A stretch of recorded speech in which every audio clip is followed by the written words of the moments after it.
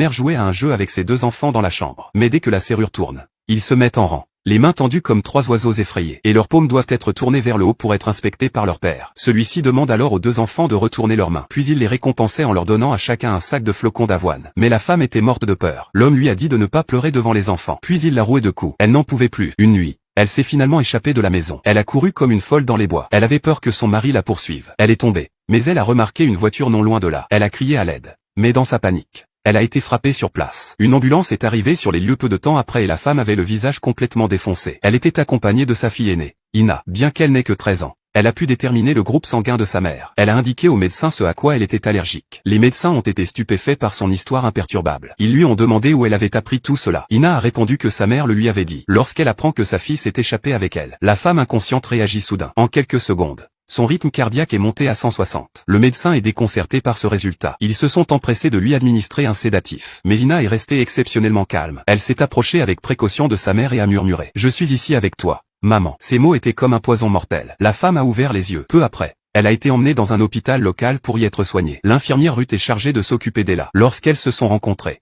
Ella n'a pas parlé. Au lieu de cela, elle a tendu ses mains pour qu'elle les examine. Ruth a été déconcertée par cette vision. Mais elle ne s'en inquiète pas. Elle lui a ensuite trouvé une robe et une paire de chaussures convenables. Mais au cours de la conversation, elle s'est aperçue qu'il y avait quelque chose d'étrange dans le comportement de la jeune fille. Elle s'est rendue compte qu'il y avait quelque chose d'étrange chez la jeune fille. Le conducteur de la voiture a fui le lieu de l'accident. Mais Ella n'a pas blâmé le conducteur. Au contraire, elle a dit que ce n'était pas de sa faute. Maman était toujours maladroite et faisait des choses stupides. Elle ne se souvenait même pas du bon moment pour aller aux toilettes. Ruth se posait beaucoup de questions. Elle demande alors à sa mère si elle aime boire. Ellie lui a répondu qu'elle ne pouvait boire que de l'eau, et seulement 1,5 litres par jour, parce que le lait n'est bon que pour la santé du bébé. C'est la règle de la maison. Chaque fois que maman l'oubliait, elle le lui rappelait. Plus Ruth écoutait, plus elle devenait étrange. Mais le commentaire suivant d'Irena a bouleversé ses perceptions.